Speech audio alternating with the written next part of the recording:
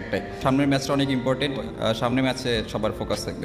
আমি সেঞ্চুরি করে শ্রীলঙ্কাকে হারিয়ে সিরিজ জিতব কথা দিলাম।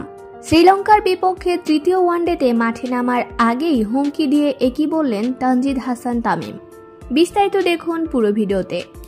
দর্শক, শ্রীলঙ্কার বিপক্ষে ওয়ানডে সিরিজের দ্বিতীয় ম্যাচে গতকাল জয় তুলে নিয়েছে বাংলাদেশ। 16 রানের সেই জয়ের ফলে সিরিজে সমতা ফিরিয়েছে টাইগাররা। সিরিজের শেষ ওয়ানডে খেলতে দুই দলের গন্তব্য এবার ক্যান্ডি। রোববার স্থানীয় সময় সন্ধ্যায় কলম্বো থেকে ক্যান্ডিতে গিয়ে পৌঁছেছে বাংলাদেশ দল।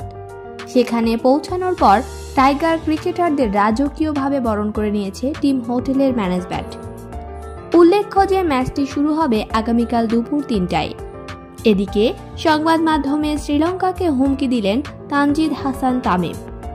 তিনি বললেন, এই ম্যাচটা শুধু একটা খেলা না, এটা আমাদের জন্য সম্মানের লড়াই। আমার টার্গেট একটাই, সেঞ্চুরি করে শ্রীলঙ্কাকে হারানো এবং সিরিজ জয়। ক্রিকেট বিশ্লেষকরা বলছেন তামিমের এই আত্মবিশ্বাসী দলের জয়ের রসদ হতে পারে। অন্যদিকে শ্রীলঙ্কান বোলারদের জন্য এটা হতে পারে এক ভয়াবহ দুঃস্বপ্ন।